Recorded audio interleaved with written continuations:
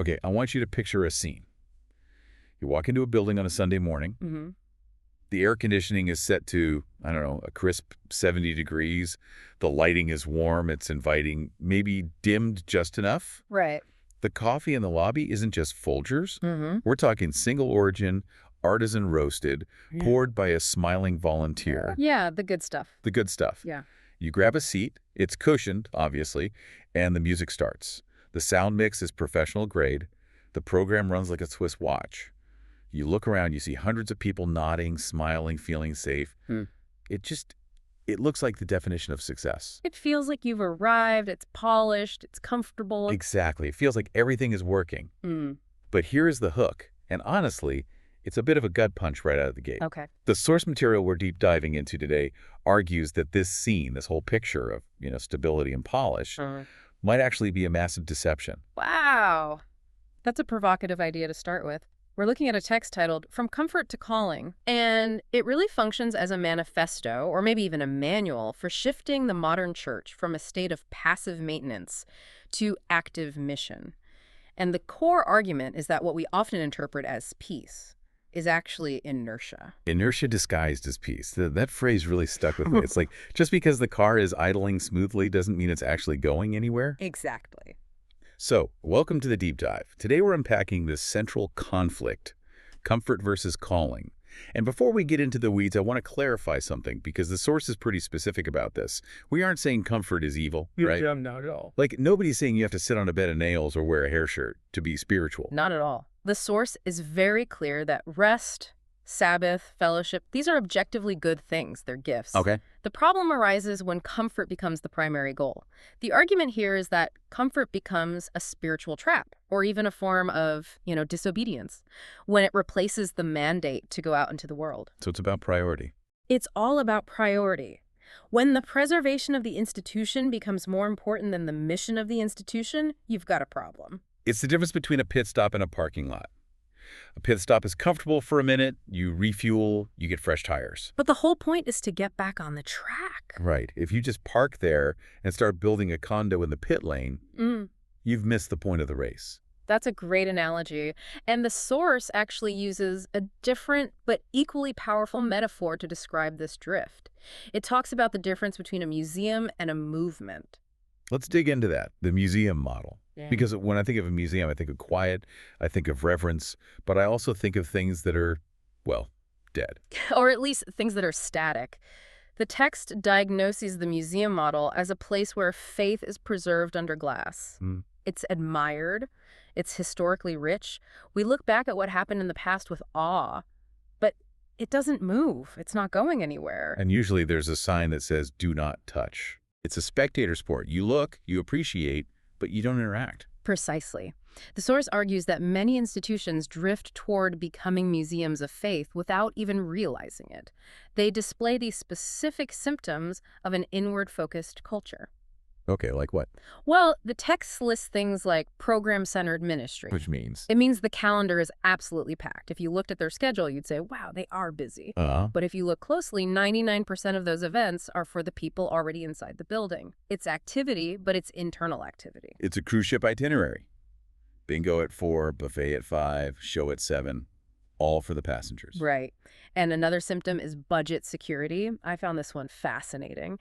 It's where the primary financial goal is just to keep the lights on. Just to keep the lights on and the staff paid.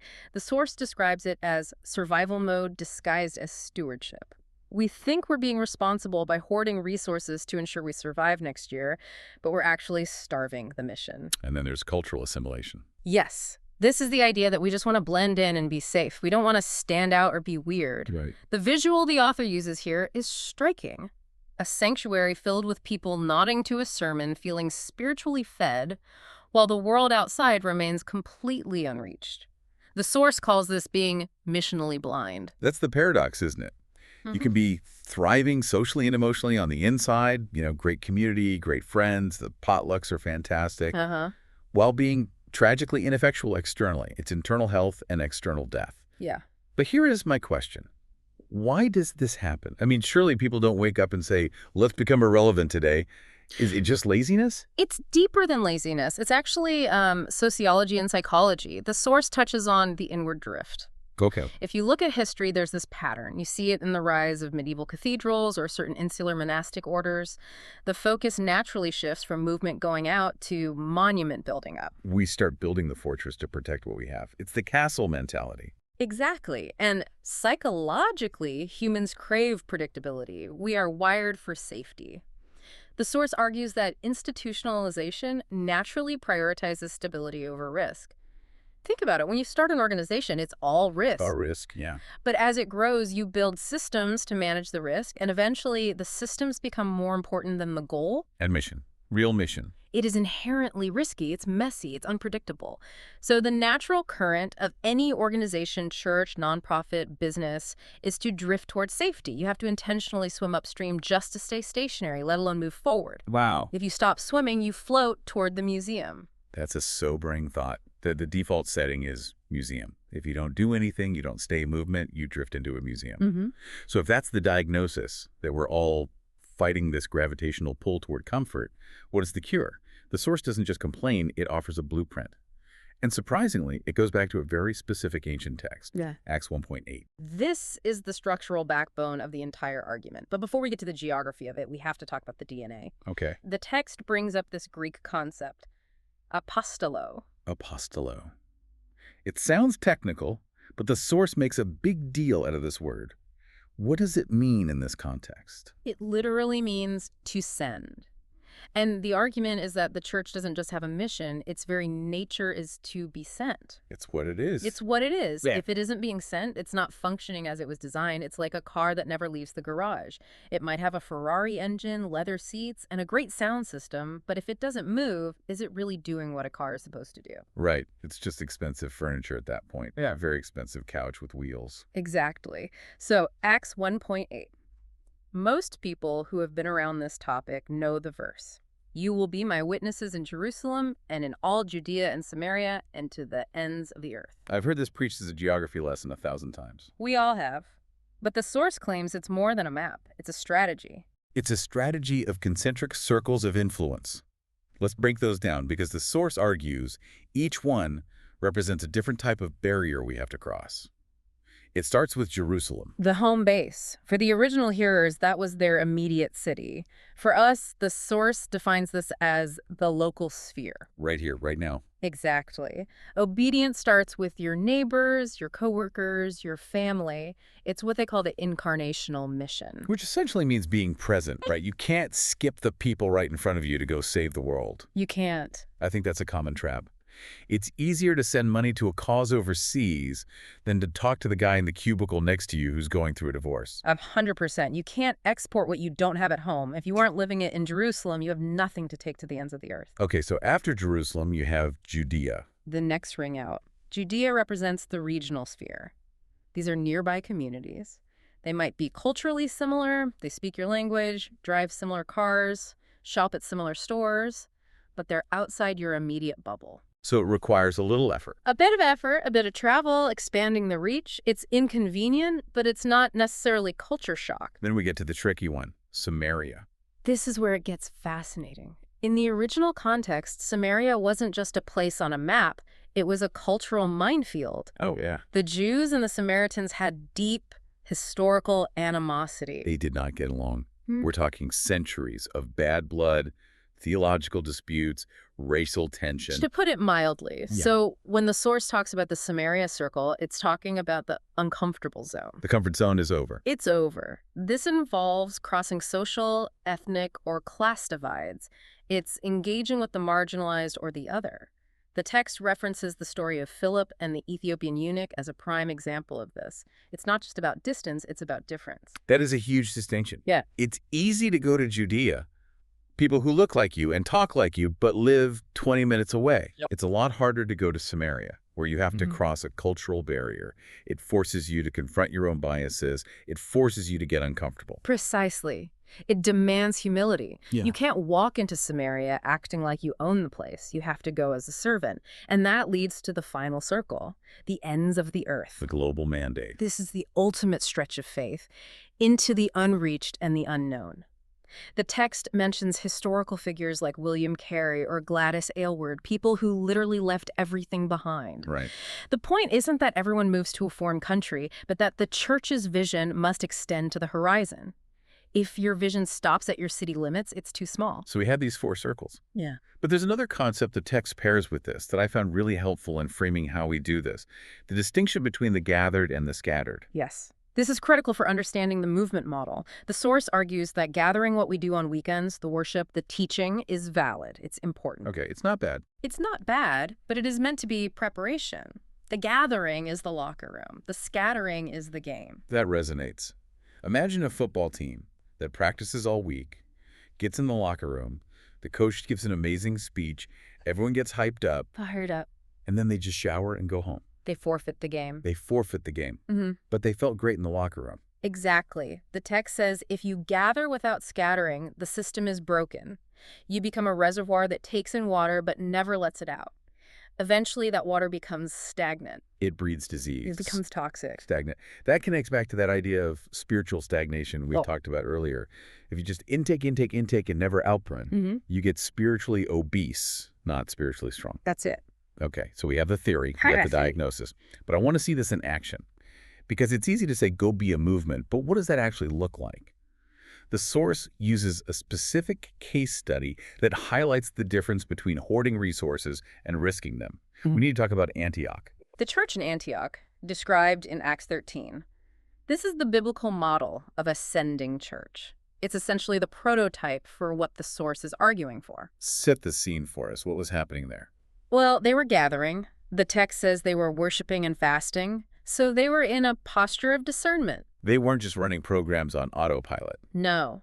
And in that context, the Spirit speaks to the community. He tells them to set aside Barnabas and Saul, who we know as Paul, for the work to which they were called. And these weren't just 2 random guys from the back row, right? This wasn't, hey, who has some free time? No, and that's the key point. Barnabas and Saul were their best leaders. They were the heavy hitters. They were the ones drawing the crowds, teaching the doctrine, holding the community together. They were the celebrity pastors of their day, in a sense. That's like an NBA team trading their 2 all-stars for. Nothing immediate in return. No draft picks, no cash considerations, just go. Right. That sounds insane to a modern organization. It does. It sounds like organizational suicide. But that is the lesson the source draws out. They embraced risk. They sent their best resources away rather than hoarding them for internal stability. And the source calls this multiplication through sending rather than addition through gathering. If they had kept Paul and Barnabas, the church in Antioch might have grown bigger locally. That's addition. Sure, you add more seeds. But by sending them, they planted churches all over the known world. That's multiplication. It's a powerful reframing. It contrasts so sharply with the modern mindset of, how do we get more people in these seats? Yeah. We measure success by seating capacity. Antioch measured success by sending capacity. It does. And to drive this point home, the source actually contrasts the Antioch model with the parable of the talents. You know the story. The master gives talents to 3 servants. 2 invest and multiply. 1 buries it. And the one who buries it says, I was afraid. Fear. He wanted safety. He wanted to return exactly what he was given, preserved and intact. The source equates the comfortable church with the servant who buried the talent. They are preserving what they have rather than risking it for growth. They are choosing safety over the master's mandate. That is a harsh critique, but it makes sense. If you're just maintaining the status quo, trying not to lose members, trying not to rock the boat, you're basically burying the talent in the ground. You're protecting the asset. But you aren't using it. But you aren't using it. And we know how that story ends for the servant who buried the talent. It wasn't a well done, good and faithful servant. It was a rebuke. The master called him wicked and lazy. Ouch. So if you're listening to this and thinking, ouch, my community might be a bit of a museum or we might be burying the talent, what do? Because you can't just flip a switch overnight and become Antioch. Right. The source actually pivots to a how-to section. It calls for an audit. Yes, the mission readiness plan. It provides concrete tools to break the comfort cycle. And it starts with looking at the cold, hard facts, the calendar and the budget. The text mentions this 80-20 example that blew my mind. Yeah, it's a common discovery. A church audits itself and realizes 80% of its budget is going to facilities and salaries, essentially maintenance, keeping the machine running. Wow. And only 10% or less is going to actual mission or outreach. Talk about putting your money where your mouth is, or where your mouth isn't. Yeah. It's easy to say we value mission, but if the ledger says we value air conditioning and staff benefits, the ledger doesn't lie. The ledger doesn't lie. And the source shares a specific story about a mid-sized church that realized this disconnect. They decided to audit their calendar. Okay. They looked at every single program and asked, does this serve the mission or does it just serve us? And they found this annual festival. It had been running for decades. Everyone loved it. It was comfortable. It was tradition. Is the sacred cow. You don't touch the fall festival. Exactly. It was the highlight of the year for the members. But when they actually looked at the fruit, the results, they realized it consumed all their energy, thousands of dollars, hundreds of volunteer hours. But it had zero impact on the community outside the church walls. No new relationships were formed. No one was served. It was essentially a party for themselves. So what did they do? They canceled it. Oh, I bet that went over well. I can hear the committee meetings now. The outrage. I'm sure there was massive resistance. People hate losing their traditions. But the story says they redirected those resources, the money, the volunteer hours, to neighborhood initiatives. Wow. They partnered with local shelters, they cleaned up parks, they threw block parties for the neighborhood instead of for themselves, and the result was they tripled their community engagement. So they traded a comfortable tradition for effective mission. They did. That's the good is the enemy of great principle right there. Mm-hmm. The festival was good, it was fun, but it was blocking the great work of mission. It takes a lot of courage to kill something that people like in order to do something that people need. Precisely. And this leads to another practical step the source emphasizes, mobilizing the priesthood. This challenges the idea that mission is just for the pros, right? Like, we pay the staff to do the ministry, I just sit here and tithe. Correct. The museum model relies on professionals to do the work while everyone else watches. The movement model says everyone is a player. The source suggests an exercise called gift mapping. What does that look like practically? Because usually when churches talk about gifts, they mean who can sing in the choir or who can teach Sunday school. Right, but this goes way beyond that. It's about mapping the vocational and personal skills of your members to the needs of the mission field. You look at what your people do all week. So if you have teachers, Instead of just asking them to teach Sunday school, you have them tutoring local kids in an under-resourced school during the week. You unleash their gift in the Samaria Circle. if you have healthcare workers, They join medical missions or organize local health clinics for the uninsured. what about the accountants, the business people? They help local nonprofits with their books, or they mentor young entrepreneurs in at-risk communities. The idea is that the church isn't a cruise ship where the staff serves the passengers. It's a battleship where everyone has a station. I love that imagery. Cruise ship versus battleship. Mhm. One is about your comfort, the maidités and the buffet. The other is about a mission, discipline, and everyone having a role. That's it. And the source also mentions that you don't have to start with the biggest, scariest risk. You don't have to launch a battleship tomorrow. Right. The concept is incremental engagement. If you try to change everything overnight, you'll just blow up the organization. You don't have to sell the building tomorrow. Start by Yeah. identifying one tradition or program that serves comfort and pivoting it. Just one. Just one pivot. That feels doable. Yeah, Maybe it's taking one Sunday a quarter to go out and serve instead of sit and listen. exactly. It's about building the muscle of obedience. The more you step out, the more you realize that the fear of discomfort was worse than the reality. And you realize something else, that doing the work is actually more fulfilling than sitting in the pew. You know, as we're talking through this, I keep thinking about the why. Why do we resist this so much? We talked about safety and psychology, but the source touches on something spiritual too. It talks about the cost of staying. This is the warning label on the bottle. The source warns that the cost of staying comfortable is spiritual stagnation. When a community turns inward, it begins to atrophy. Gifts dry up because they aren't being used. Vision blurs because you aren't looking at the horizon. It's like a muscle. If you don't use it, you lose it. And eventually irrelevance. Yes. If the church has nothing to say to the world and does nothing for the world eventually just stops listening. And honestly, why shouldn't it? If you're just a private club for spiritual goods and services, the world has plenty of other clubs. They don't need another social club. They need hope. That brings us to the ultimate provocation the source leaves us with. It asks a question that I think every listener needs to sit with for a minute. The question is, can your church afford to stay comfortable while the world waits? That puts it in perspective. It's not just about us being bored or stagnant, it's about the world waiting. it implies there is a need out there that only we can meet. And by staying comfortable, we're withholding that solution. Yeah. We are the ambulance driver who decides to stop for coffee while the emergency is happening. That's a haunting image. But I think it's important to end on the note the source emphasizes, that obedience brings joy. This isn't a guilt trip. The text argues that vitality, life, excitement, those things are found on the edge of the mission, not in the center of the comfort zone. The joy is in the scattering. Exactly. The goal isn't just to be busy. The goal is to be sent. Because that is who we are. That's the DNA. And when you align with your design, you find life.